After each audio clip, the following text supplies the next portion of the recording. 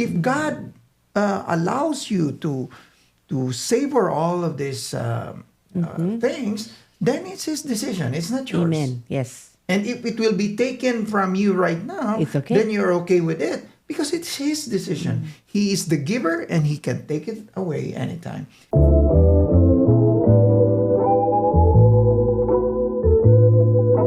So, good morning, everybody. We're here again on our Friday podcast.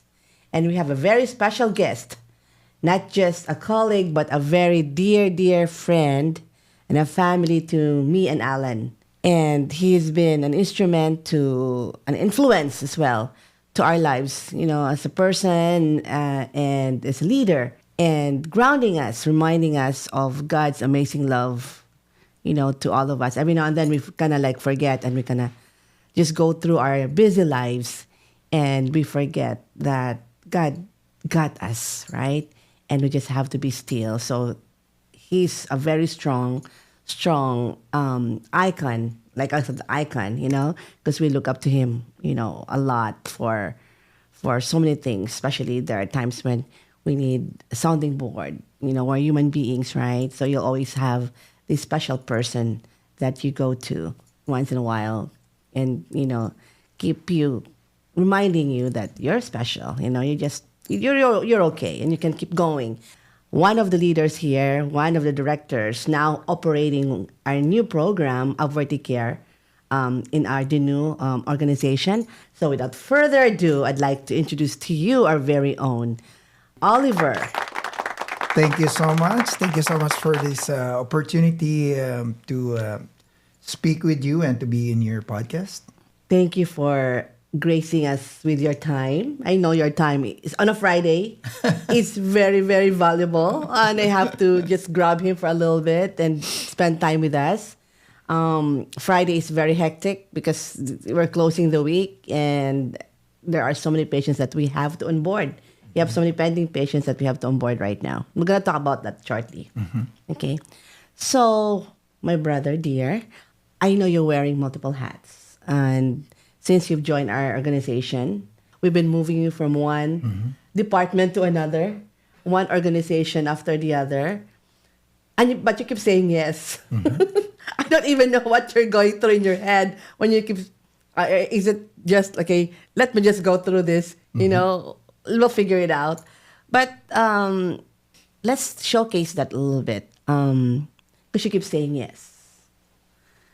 And majority of those yes are so foreign to you. Those are things that you have not even prepared for. I don't think you've even thought about it, that you're going to be doing that in your lifetime, right?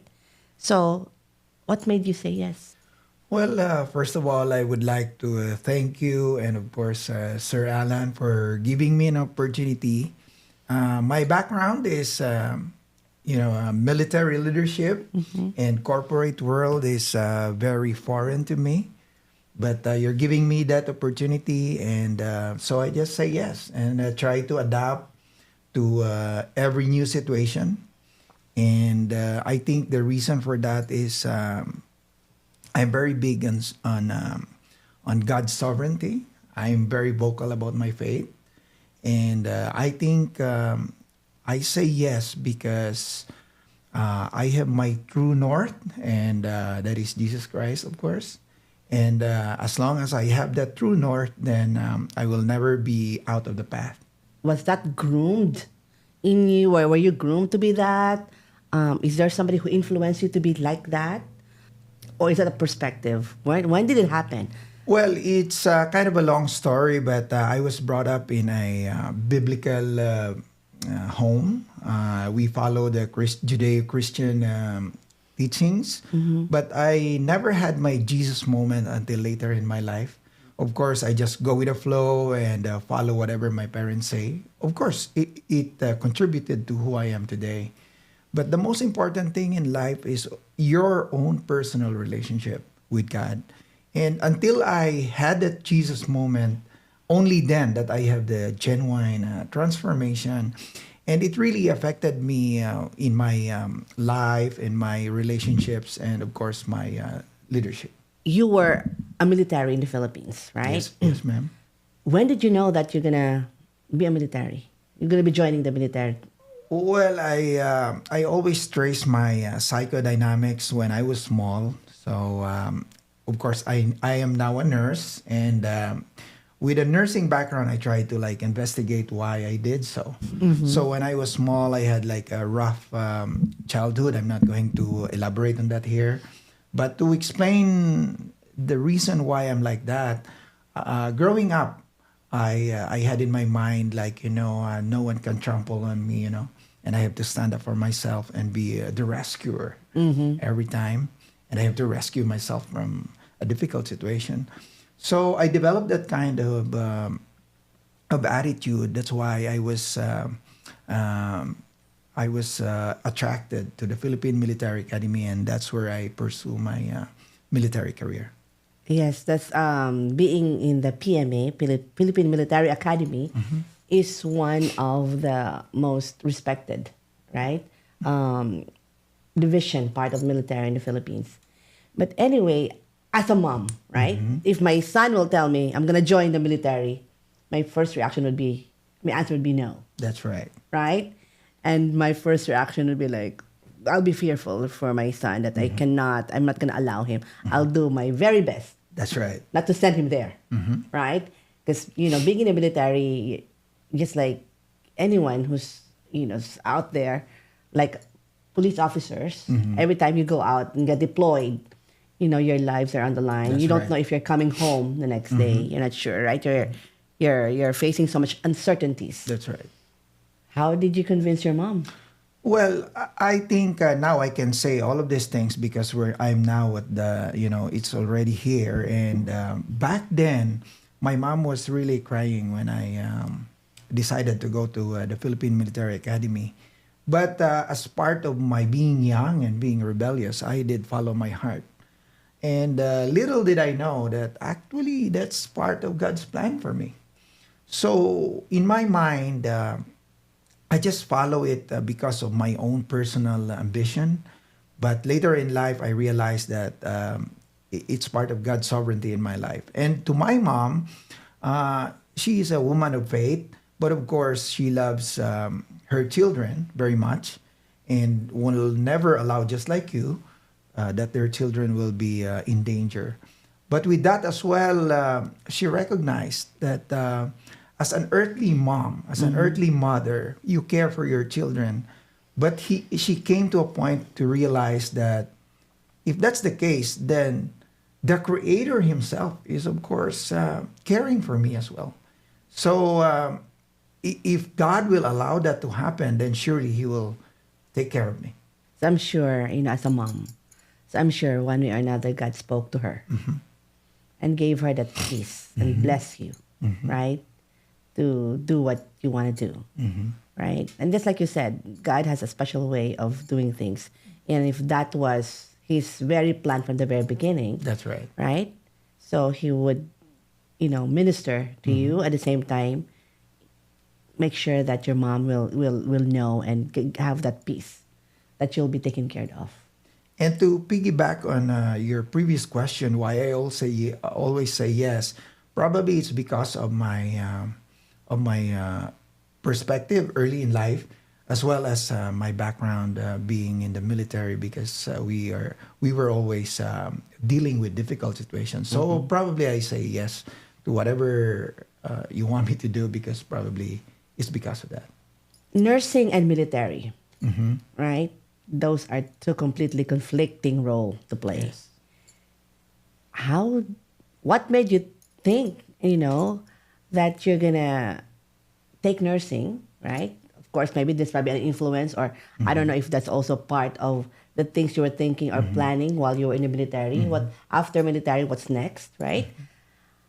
But how did you even confront yourself, or how did you even change roles? How did you change that role from that tough guy to a compassionate person? And then how did you convey that to your friends that this is who I am now, or was there really no change? Before answering that, I'd like to give a little bit of a background. Just like any other human being, when we make decisions, there are always reasons behind it. And when I decided to become a nurse, it wasn't really that I really like to be a nurse. Circumstances like influenced me to become one. And after my military career, I won another career. And of course, it's part of your plan. Like, maybe someday you will have an opportunity to go in the United States, right? But that's only the start of that. So while I was in nursing school, I realized that there are actually a lot of same purposes rather than differences with the military and being a nurse. First of all, in the military, you can save people's lives. And at the same time, of course, take other people's lives if they're on the other side of the fence. In nursing, what you do actually is you're saving lives as well. And regarding your question of being a compassionate or, being open to people in the military is a different thing because it requires you to be tough. It requires you to be like that. But it doesn't mean that military people have no compassion. They have just a different way of showing it. In nursing, you just have to be compassionate and be demonstrative about it. And by God's grace, I don't know what happened, but patients like me, despite of my sometimes you and Boss Alan sometimes telling me to tone down my the way I talk, I never really transitioned that fast, but my patients say that they actually like me. I don't know why. And I asked many of them, and they said, it's not the way your voice sounds, but it's the way you touch us. So I discovered that, the caring touch has a lot of power in the lives of our patients. So I think that's really a good perspective there, Oliver. And I think that's something you can share to other people, right? Because a lot of military, the way we see me personally, the way I see a military guy, they have to be tough guy, and they're self-isolating too. They just do not mingle just with anybody. That's right. They're so vulnerable in a way because of what they do. At the same time, they want to protect that vulnerability, right? So they don't want to just be just with anybody and be able to open up. But I like how you look at it, that even though you're in the military, the mission is the same. And you can still, and you're caring for people is the same, right? It's just that of course, you have to do what you need to do, just like a nurse, right? You have to toughen it up. We go through death and dying all day long if you're working in the hospital. And part of that is the inner strength. You need to have the inner strength. So, but being a military doesn't mean that you lose yourself, that you lose to become a human being, right? And you can still show that to the people that, hey, I care. But as a leader, because you're a leader, military are leaders in the front line, right? You need to toughen up to protect them. Am I safe in saying that, or you want to elaborate on that? Yes. So actually, that kind of facade for military people is normal for civilian people like you or me right now, because of the way they carry themselves, of course, with the uniform and everything. So for the sake of the audience, I have to say that when I joined the military, I actually joined the 1st Scout Ranger Regiment. So I'm in the special ops kind of field. That is even worse. Yes, because of the training and everything. And sometimes we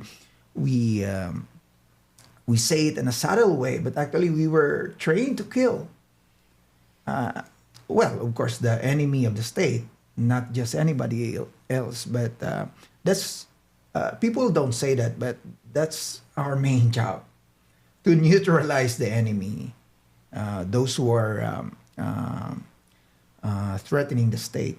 And with that kind of training and background in environment, whether we like it or not, we will be that kind of person.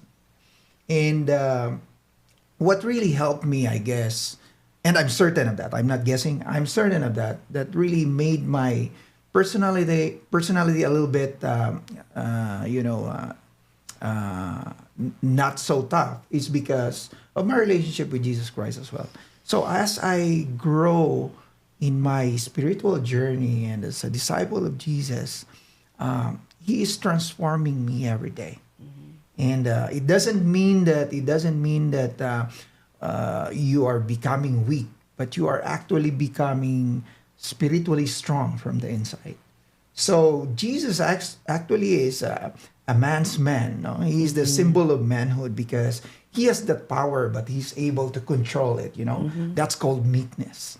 Because in the world, in our world, That's not easy. that's not easy. In our world, the symbol of leadership and being strong is like power, you display it. But actually, Christian faith is like counterintuitive. It's more on servanthood, to serve. Was there somebody in your team when you were there who reminded you that don't lose being a human being, don't lose yourself along the way? Because after a while, you're faced with all these enemies, and you're trained to kill, and all day long you're killing enemies, right? And I'm sure the PTSD, the post-traumatic syndrome, is there, all day long with you guys. And I don't know how you even cope up with that. But is there someone who mentors you? So to clarify with that, back in our times, seldom you can really see military men who are really upfront with their Christian faith. And I myself is guilty of that. I'm not as vocal as I am now, right now. Of course, we always pray when we go to operations because we recognize that it may be our last day. And we did some Bible studies and things like that. But, military life is so hard. And sometimes you lose your true north and you go astray. That's why I'm very happy nowadays that the military men, the Christian military men, are now upfront with their faith.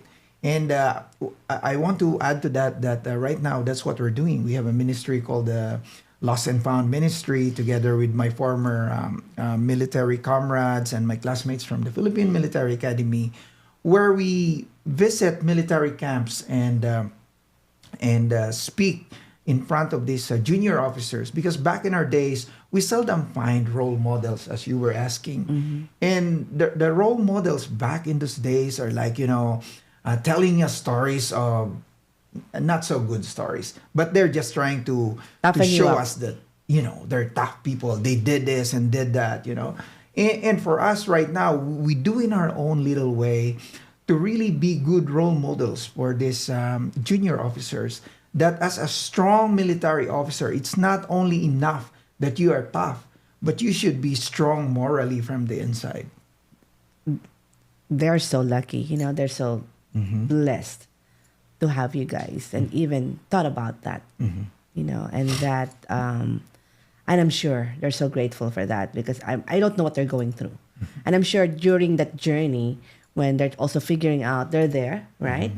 And they think that they know what they're going to do. But of course, there's going to be a lot of also questions, or maybe doubts. Am I going to push through with this? Is this really something that I need to do? So we need military, strong, good military That's men. right. We need that, right? But to be out there fighting for us and deciding to be that kind of person, that's not easy. So from military, and then you became a nurse, right?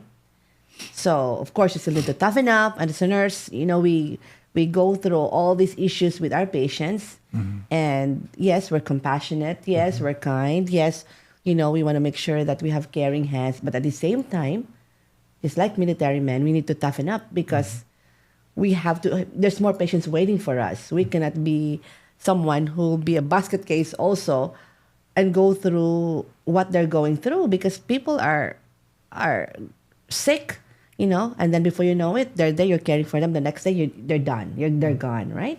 And these are life as a nurse. It's not an easy life. And then you transition to become a leader of a nursing team. So that's a different role as well.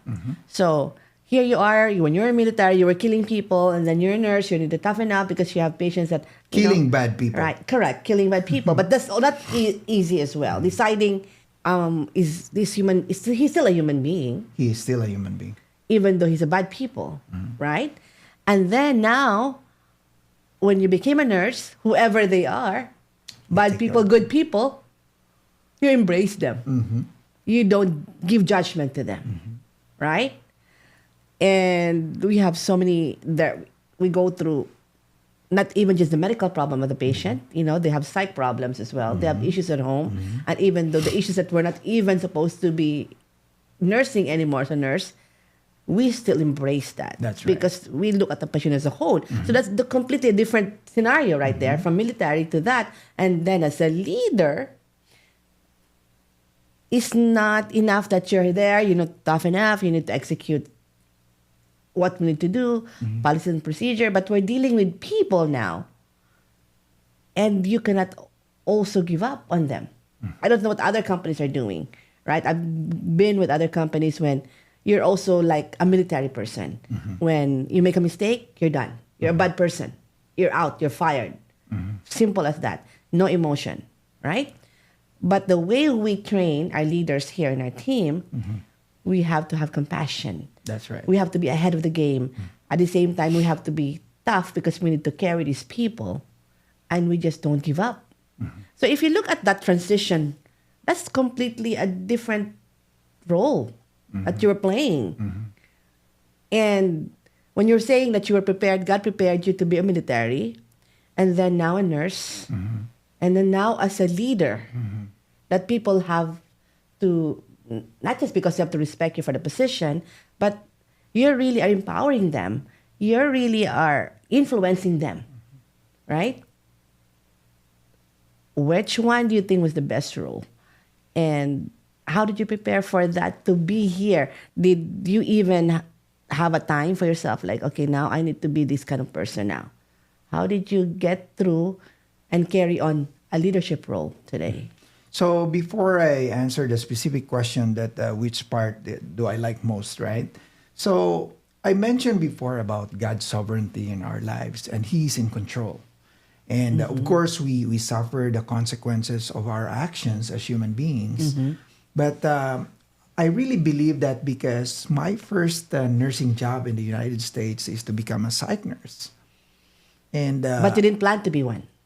I didn't plan to be one, but I'm really attracted to that kind of field. So while I was in Canada, I stayed in Canada for 6 years. I didn't work as a nurse. I worked as a nursing assistant. And they always assigned me to watch a psych patient.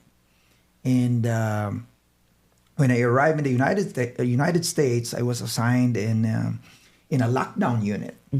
And you know how it goes. In a lockdown unit, it's a combination of schizophrenics, bipolars, drug addicts, gangsters. And if you combine that with your nursing skills, you take care of people, you wash them, you take care of them, and then they will punch you, kick you. So how do you reconcile with that, right? So it's not an easy kind of thing. And you're just trying to give them medications, and they throw these trays early in the morning. Breakfasts are like all over the floor. So I go back to that God's sovereignty. He trained me in the Philippine Military Academy. That's very tough. He trained me to be a scout ranger for 6 months as a special ops. That's tougher. That's tougher. And then I went back to nursing school. That's even tough because you have to deal with your humility now. And now I'm in a psych ward lockdown unit, and I have to deal with that. So back to your question, now that I transitioned to nursing and become in a leadership position, all of them actually I like. I just look at it as like transition in your life, right? So you call it like a pit stop, or in your book. So you try to be the best in whatever chapter of your life you are in. And again, as I've mentioned in many of my speeches when they invite me to speak, I used to work as a nursing assistant in Toronto, and I deal with a lot of psych patients and geriatric patients, elderly. You are wiping their butt, cleaning their butt, and they kick you and they punch you, they spit on you. So I think that's a harder kind of job because you cannot like strike back because you have to love them, right? So that's even And you tougher. understand that they don't mean to do that to you. That's right, because you understand that they are not in their perfect. They're not the enemy. They're not the enemy. But then again, it takes a lot of moral courage there to understand that, and without the moral compass, without the moral perspective, without your faith, you cannot do that, I guess. Yeah, and also that I want to also elaborate on that because nursing, doing that as a nurse, you cannot also just transition when you go home to be a kind wife, a kind husband. There are times, many times, because I was a director of a nursing home before, and we have a psych ward, and majority of the people who work there, they carry that with them at home. Yes. It becomes you. Yes. And you cannot like treat even the rest of your family to be that kind of person. You raise your voice, you talk to them like that, and I keep, even then when I was a director, would mentor them and would spend time with them and would go out and just just kind of like find ways to distress and find ways to unjunk because you it's with you. Even me, I was a director there. I tried not to go to that station as much as I can because I would hear all the screaming. I would see all the And the smell. oh my goodness. The smell is one thing, but people were screaming at each other. Of course, they don't know what they're doing, right? But then there's a nurse or nurses, and there's several aides in between who gets all that all day long. So what do? They yell back. They yell back, they scream back at the same time. And that's not an easy job as well, right? So when you moved, because you did that you said Canada, and then you went to Chicago. You did that in Chicago, right? And then you moved here. And then, of course, the plan was to lead another team and form a psych team, right? Yeah, and then we have a change course. I didn't plan that change course too. It just happened. We're also a yes person, like, okay, God, what's next? But when you now let's go back to that yes, you saying yes, right? And you're praying to God for that. But of course, God will speak to you. But what did you speak? What did you tell yourself? What were you going to do? Did you also find ways to curve or crowd or, find ways to curve time to learn or to let me see if this is what I need to do? Or did you just try and get on with the flow? So again, as I've said, all our skills, all our perspective, if we have a relationship with God, He will use all of that, to work together for good, right? So I'm a risk taker, even when I was young. And to combine that being a risk taker, being bold, being courageous, that really shaped and helped me in my decisions later in life. And from the personal perspective, my main motivation actually is my mom, who is in California, right? So when you mentioned that, you gave me an opportunity for me, that there will be a chance for me to see my mom. Of course, that's a personal perspective. Everybody has their own personal reasons. Of course. And then you offered a job, and probably for some people, they will look at like how much or whatever. For me, I don't care. That main motivation of seeing my mom, my family, my brother is good enough for me.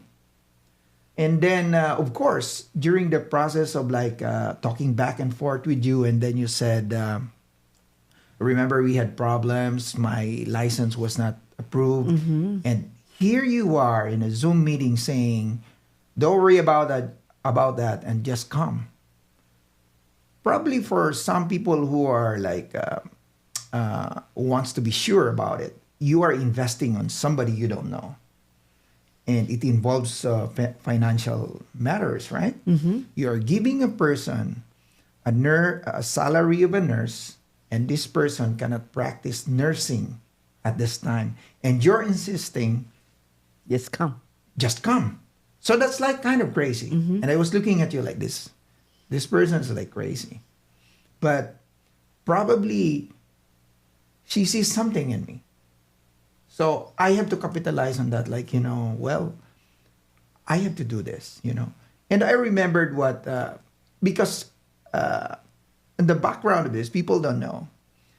This is very complicated. When you say yes to something, it involves a lot of things. You have to sell your house. You have to leave your friends. Chicago to California are not next door neighbor. That's right. So just for the benefit of those who are listening, that's like Chicago, Illinois is in the Midwest. And California is on the West Coast. And to leave everything is like a big decision. So for me, I remember what God told Abraham, right? So just go. And he has no assurances. He has okay, go and you have this nice house there waiting. Or Nothing. No, just go. Just show up. It was just his faith. I'm not saying I'm like Abraham. I mean, far from it. We'll be surprised what God will tell you when he sees you. But I said yes because I believe, even though I had no license at that time, and to get a license in California is a long process. And I still said yes. Because I really believe that if God orchestrated all of this, then probably he's preparing something for us. And 5 years ago, that was the situation. And now we know that indeed he has a purpose. Amen. For all of this. Actually, I'm going to share. I didn't share something to you. We've been praying. We've been praying for a leader. We've been praying for a strong leader to join us. Okay? Of course, I didn't expect or even pray that, okay, Lord, just give me Oliver. I prayed for somebody, right? And of course, as a human being in California, we're expecting that somebody will show up from California. And we met you. In Las Vegas. In Las Vegas. So I told Alan, wow, two RNs. This is probably our answered prayer. And Alan said, nah, they're Chicago. You're right. We're not just going to uproot anybody from anywhere. Humanly impossible. That's not easy. And plus, we won't be able to afford it. We won't be able to afford it. How can we uproot them? What is the guarantee for them? What if it's not going to work out? These are two RN individual who has a job there in Chicago and then bring them to California. And you don't have a guarantee if it's going to work out. There's so many things going on in our head. We prayed again. And you still keep showing up. We prayed again, and before we know it, I think with you called or I called, and there again. See, this must be the sign, right? And then, of course, we invited you here to speak for us. Okay, let's try, and then just bring them and see what we think, and then let's talk again. And when I was looking at Ina, of course, I see Ina's uncertainty. Like, really, do I have to be here? I see that. Okay, I'm just gonna hear you out, but it really made my decision. We're not gonna move. That's what I saw in Ina. So I didn't even look at Ina whenever we talk. I just look at you. But we keep praying. So I said, Lord, maybe these are not the ones because too much, too hard, impossible. Impossible. But again, you keep showing up in our dream. You keep showing up in our mind. You keep showing up in our conversation. That's why when we had a Zoom meeting, it was just an easy yes for us. Because, again, for us, we have to trust God's leading as well. And correct, even Pearl was saying, like, you're crazy. Really? We don't do that. No assurance. There's so many people that we can just grab from here. We don't have to move anybody. They're just here. Why Chicago? You're right. And again, for us, for me and Alan, like, no, this is what he wants. This is what we're gonna say yes to. And believe me, as a human being, every now and then, like, did we do the right thing? What's gonna happen to this couple if something happens, if there's no job or, But we just give it to God, just like what you said. When you have God, that gives you that ultimate peace. That at the end of the day, yes, God, I don't have an answer. But yes, God, I may not see what tomorrow looks like for them and for all of us. but you're in charge anyway. And you already know what your steps ahead. You already know what's going to happen. So we're just going to keep saying yes to you. And actually, that makes that difference as a leader. And that makes you a good leader where you are because of that. Because every single day, we're leading our team into uncertainties. We can maybe boldly say, come on, we're going to be good. It's going to be better. The best is yet to come. But really deep inside, if we realize, oh my goodness, as a human being, what did I just say? I don't even know what tomorrow looks like. I don't even understand. I won't be able to even define what best looks like for you or for me or for other people.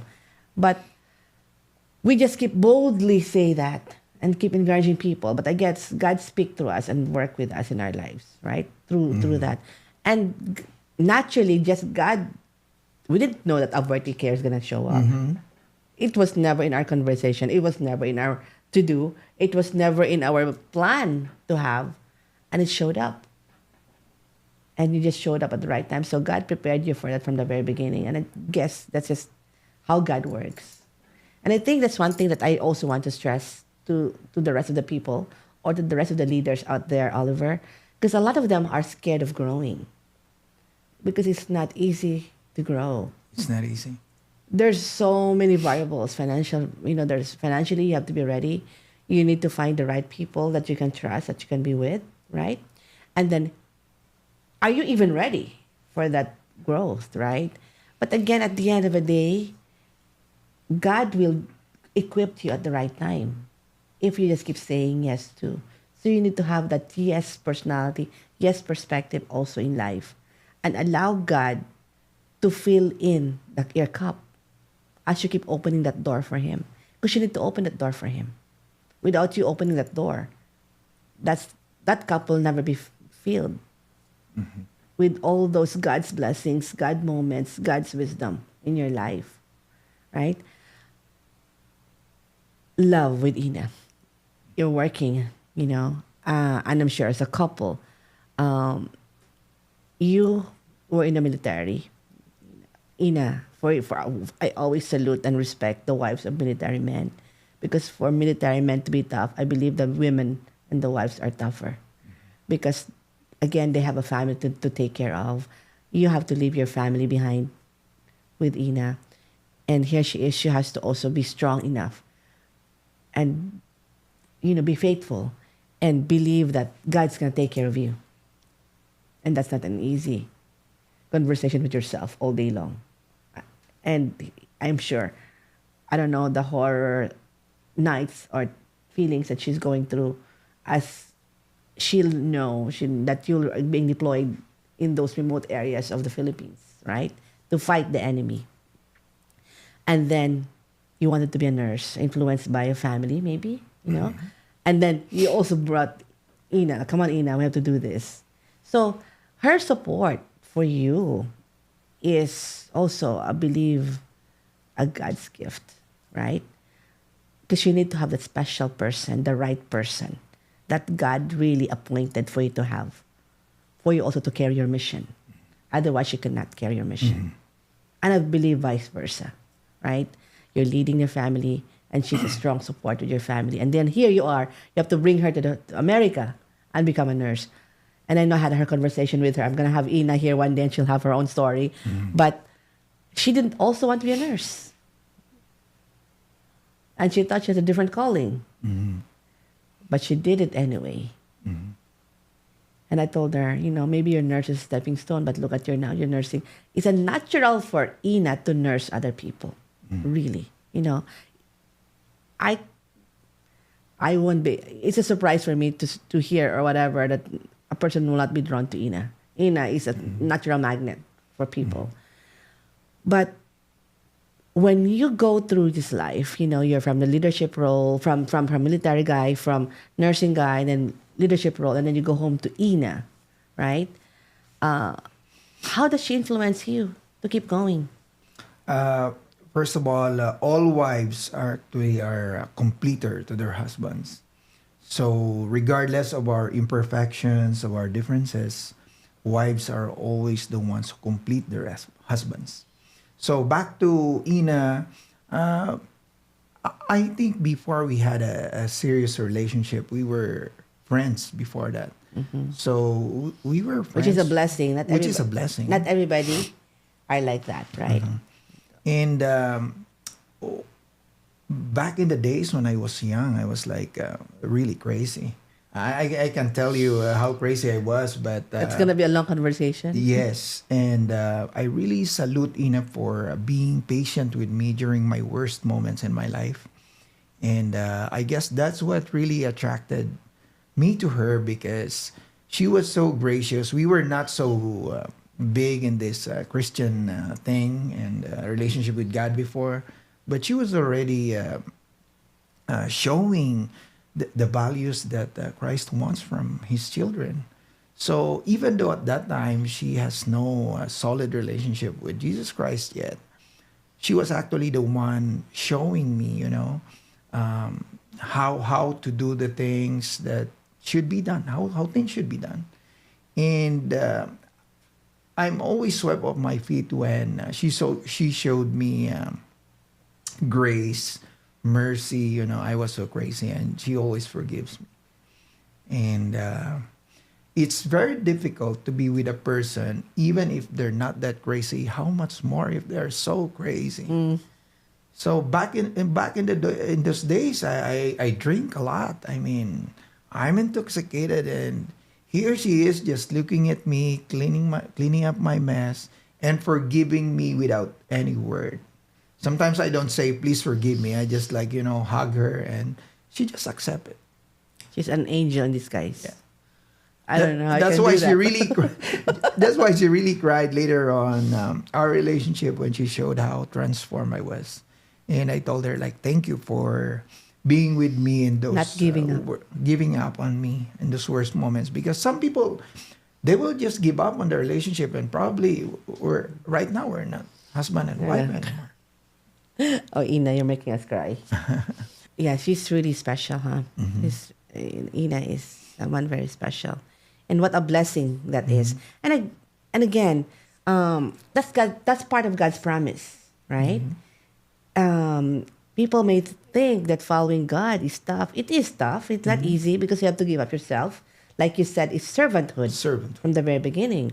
But again, God promised, and this is something that I want people to remember, because God promised that you're not going to be alone. I will be there with That's you. right. I will take care of you.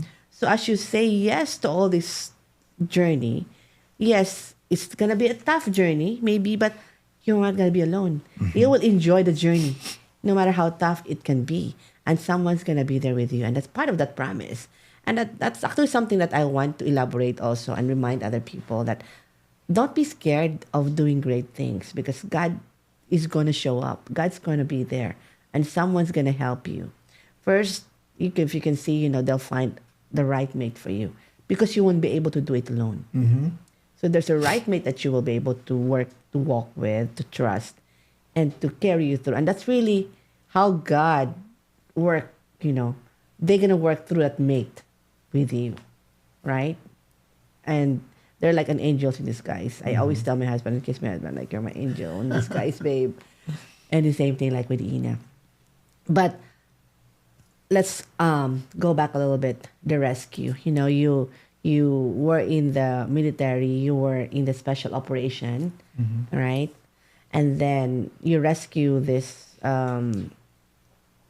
missionary. Okay, I think that's gonna be a long conversation. We're gonna go back to that one, one of these days.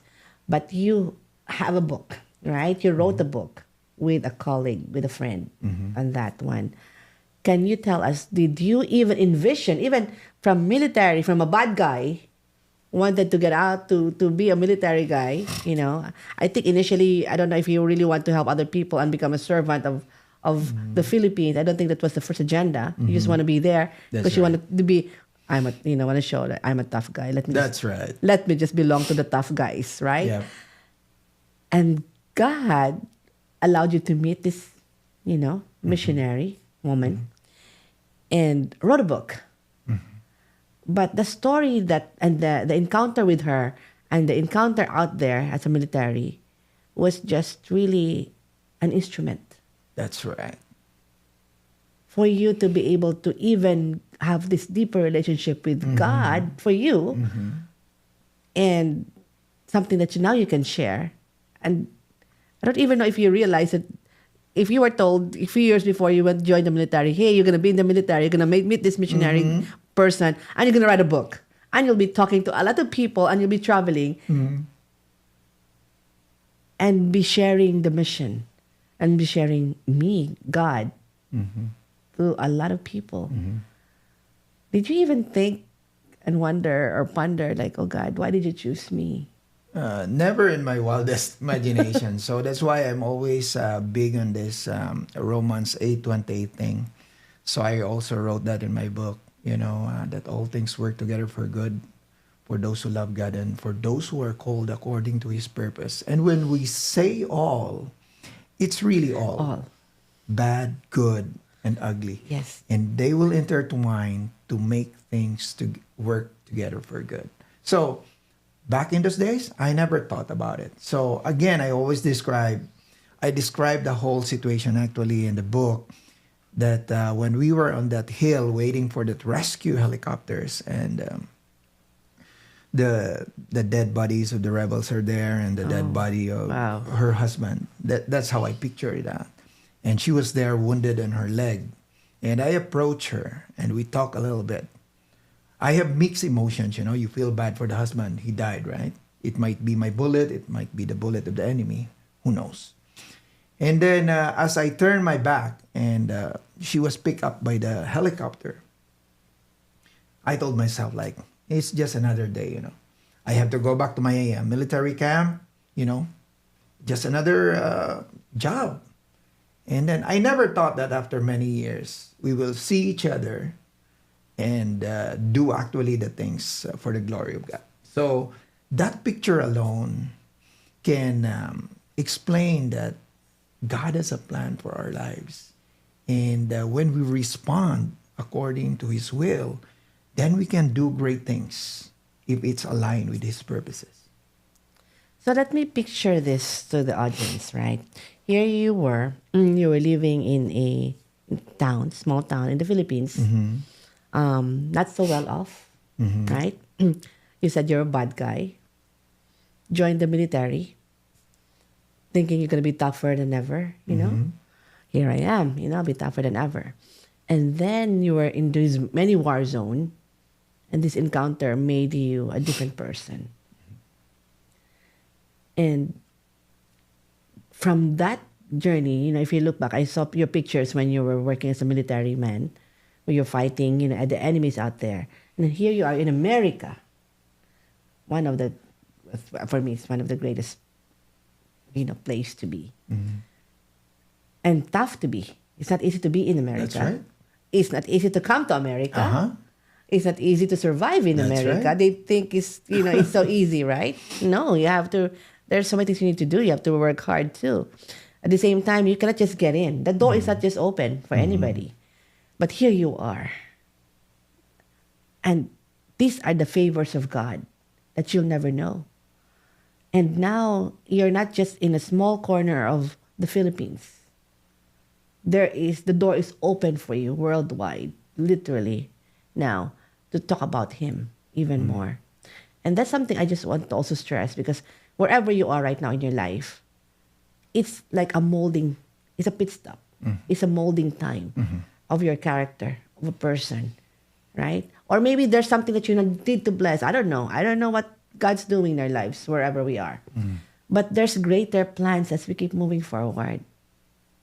And we have to keep saying yes to that, right? Because even our relationship, Oliver, even the role that you have right now, we didn't plan that. I didn't know years ago that, hey, I'm going to have Oliver from Chicago who will be leading a vertical. I don't know that even exists, right? I didn't even think that we're even going to grow also. But God just paved the way naturally. And maybe it's not even for us as a company, but maybe for you as a person, to have that platform for you that God promised all along. I don't know. We'll never know. We keep saying yes to, even though it's tough and hard for us. But can you share real quick, because we're I don't have the enough time. We don't have the luxury of time to really spend time. We cannot be here the whole day. But what do you share to other people? Because some people there's a lot of people that I know, even here in America, and even in the Philippines. And they'll always say, actually, I talked to somebody in the Philippines a few days ago, and they said, well, this is my life. This is my destiny. And they just settle for that. I have a very, very close friend, and actually he's a neighbor. He didn't finish college, but I looked up to him so much. He actually writes, all our, before reports, letters. He really is a good writer. And I was thinking before he's gonna be a journalist or but he didn't finish, right? So now he's settling, right now he's a driver, right, in the Philippines. And when I talk to him, he keeps saying, "Well, this is my destiny." So, and there's many more like that out there, right? And we were once like that. And we were once like that. Right? So, what would you share? Maybe 3, 5 things that you can share to uproot them to where they are. And do you think that there's another, or do you think God just made them that, or maybe there's another one? So, but what do you think is for you? What did you see that allowed you to be uprooted from where you were to where you are today? First of all, I want to set things straight before going to that angle. First of all, my perspective in life is, of course, number one, we should have a relationship with God. But that's easier said than done, right? The first thing that we have to realize is that we are nothing without Him, okay?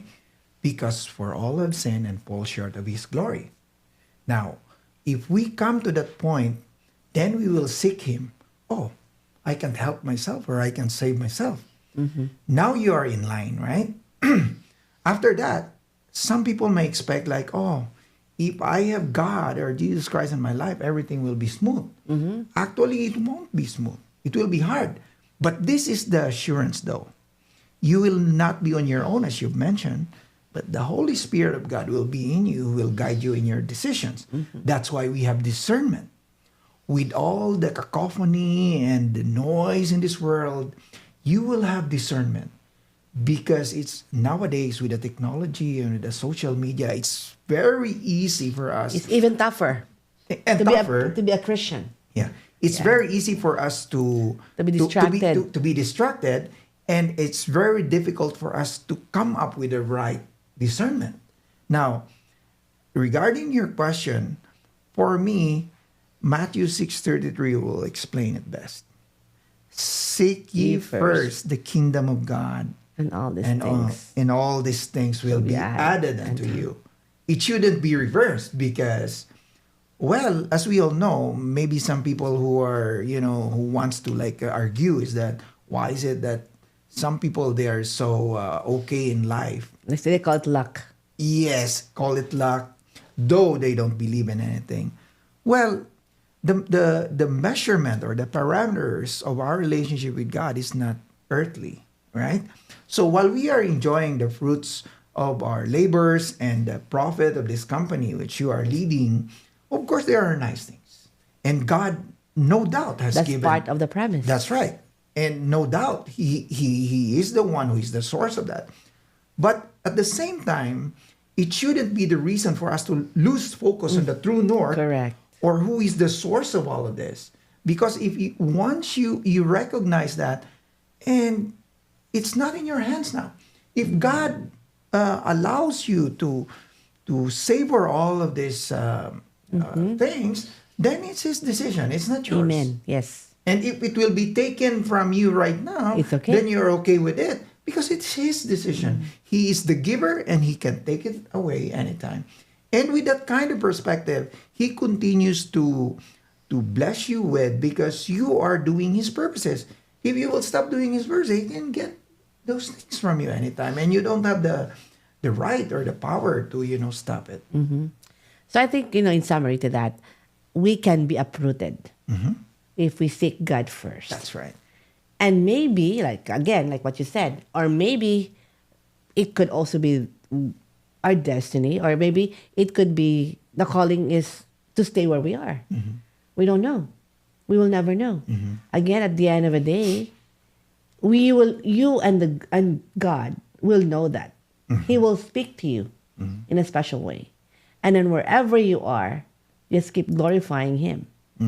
Right? In all you do. In all you do.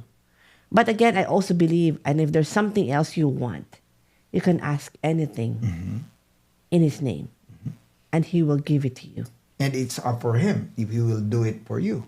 Because sometimes we ask for it, but our limited human understanding says, I need this or this is necessary. But for Him, because He It's has not that necessary. infinite wisdom, then He says, no, that's not good for you. Yeah. So We just have to trust Him. that's right. Trust the process of God, right? And will give us peace. So I believe wherever we are, because sometimes people will say, "Okay, good for you, you're like that," or "Good for you, you're given a chance," right? But again, God leads you, And we have choices right? to make. Correct. We have the will to say no. God is giving us chances. I mean, our own will, if we don't have to follow that. But again, if we do allow Him, though, that's why even me every day I just pray, God, I don't know what today looks like. May Your Yep. will be done, Yep. and let it be. And you'll be surprised what doors are going to be open for you, right? From here forward, Oliver, as we close, is there something you're looking forward to? What are you trying to attain as a leader, as a nurse, as a person, and a follower of God? First of all, from being a leader, I envision that all the things that I'm doing for the company right now will somehow result to progress for those people working with us. Not really like below us, but working with us, and may it be a channel of blessing to them, and it will result as well for them to be a blessing to others. And from the biblical or eternal perspective, I just hope and pray that people will not only be focused or anchor their everything on this earthly life, but most of all, they will focus it on the eternal, which is longer than the life that we will have here on earth. But while we are here, as you always say, we make it a meaningful life, doing everything for others, which is part of being sacrificial, and as a leader, being a servant, and at the same time, doing it for the glory of God. So that should be on the priority. And then second, of course, is to make your life better while God has given you this precious life. Make your life meaningful, right? Don't destroy your life. As we close, we're closing now. Moving from Chicago to California, was it worth it? Yes, after almost 5 years, it's worth it. And again, as I've said, God will use our own personal reasons and the company reasons, whatever, and it will work things out for good. And here we are now. Amen. Amen. So again, thank you so much, guys, for joining us. Thank you as well. I hope we learned something today, right? I learned so much. Every time I'm in a podcast, I keep telling everybody, Paco, who's helping us put this together, I always say, and my husband, my goodness, I thought I have all the questions prepared and I know the answer, but I'm learning as I go. And thank you. This is really a very good platform, and so honored. Even me asking the question to learn so much, and I hope you guys do so too. And again, in summary, we talk about this all day long in our organization. Number one, you need to have God. There are many decisions that we don't know every single day, but we let God lead us. And even though we're leading our teams, we're also human beings. And we have to ask God's wisdom and discernment what we're going to do on a daily basis, because literally, many times we don't have a clue. But as we keep moving forward, God lead us along the way. So don't be scared to grow. Ask God to guide you and bless you and equip you and strengthen you to keep going. That's right. And the right people, the right team will be with you because He promised you to have those kind of people, right? All you do is also enjoy the journey with Him because He's going to be there with you. I just want to showcase your book, The Rescue. So this is Oliver's book, The Rescue. I know you're going to tweak this a little bit and fix this a little bit, you said, but it's available also in our website, edsensolutions.com. So you can grab Oliver's book, The Rescue, and don't miss God's amazing graces in his life. And I am pretty sure these are also something that you can really relate to and maybe something that you need, right? And also our Bloom on the Battlefield. Bloom on the Battlefield, available at edsensolutions.com. Thank you very much. Thank you. Thank you so much for supporting me.